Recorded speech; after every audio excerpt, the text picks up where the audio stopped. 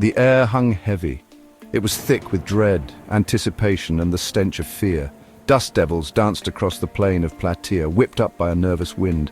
Tens of thousands of men stood poised, a human sea of bronze and iron waiting for the inevitable clash. The Persians, led by the god King Xerxes, had come to Greece seeking vengeance for past humiliations, their objective to crush Greek resistance and add their land to the vast Persian Empire.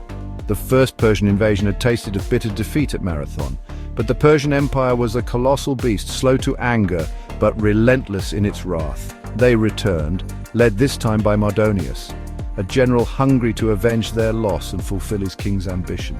The stakes could not have been higher. This was not just a battle for territory, it was a clash of civilizations. Would the nascent flame of Greek democracy and independence be snuffed out by the overwhelming might of Persian absolutism? Or would this ragtag alliance of Greek city-states, outnumbered and outmatched, somehow find a way to prevail? The stage was set for a showdown that would decide the fate of Greece and reverberate through the corridors of history. Like and subscribe to emgotvhistory History. Warfare for more stories. The Greeks were far from a united people.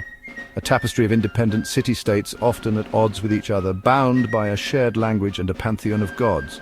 But the Persian threat, like a wolf at the door, had forced these squabbling siblings to forge a common cause.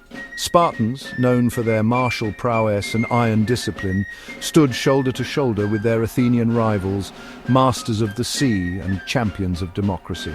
Together, they marched north to confront the invaders, a force far larger and arguably better equipped than their own. The Greek army, led by the Spartan regent Pausanias, was an uneasy alliance of citizen soldiers. They faced a Persian force comprised of contingents drawn from the far reaches of the empire, a polyglot army united under the banner of the Persian king. The odds were stacked against the Greeks.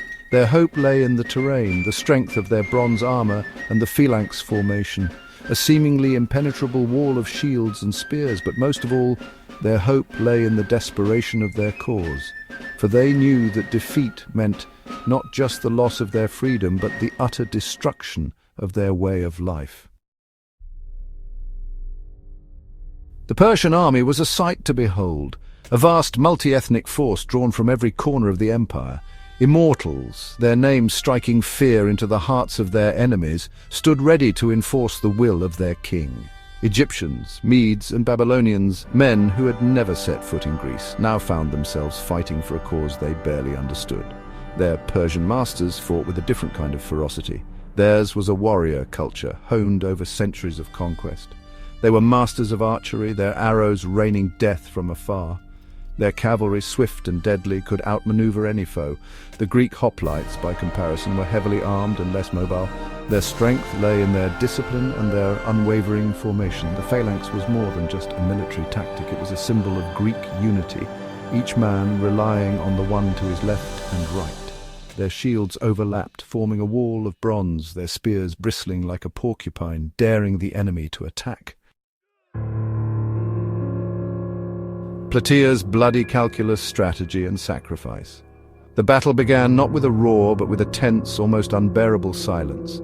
Days turned into weeks, the two armies locked in a deadly game of cat and mouse. Mardonius, the Persian commander, knew that time was on his side. The longer the standoff lasted, the more the Greek alliance would fray under the pressure. Pausanias, the Spartan general, knew he couldn't afford to wait. He needed to provoke the Persians, to break the deadlock and force them to fight on his terms. A series of calculated maneuvers and skirmishes ensued, each side probing the other's defenses, looking for a weakness to exploit. It was a dangerous game, with lives hanging in the balance. One misstep, one miscalculation could spell disaster. The tension was palpable, the air thick with the anticipation of violence.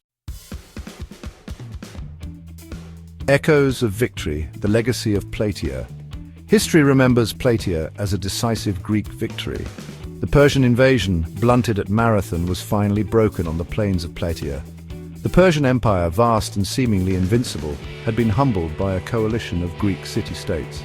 But the victory came at a cost. Thousands lay dead on that battlefield, their sacrifices paving the way for a new era in Greek history. The victory at Plataea, alongside the naval victory at Mycale, secured Greek independence and ushered in a golden age of Greek culture and philosophy. The echoes of that victory resonated far beyond the dusty plains of ancient Greece. It marked a turning point in Western history, a triumph of freedom over tyranny, of the small and the determined over the large and the overconfident. It was a victory that would inspire generations to come, a testament to the enduring power of courage, unity, and the human will to resist oppression. The legacy of Plataea serves as a stark reminder that even the mightiest empires can be brought low by the courage of a free people fighting for their homeland. If you enjoyed this story, please like and subscribe to emgotvhistory Warfare for more tales of valor and history.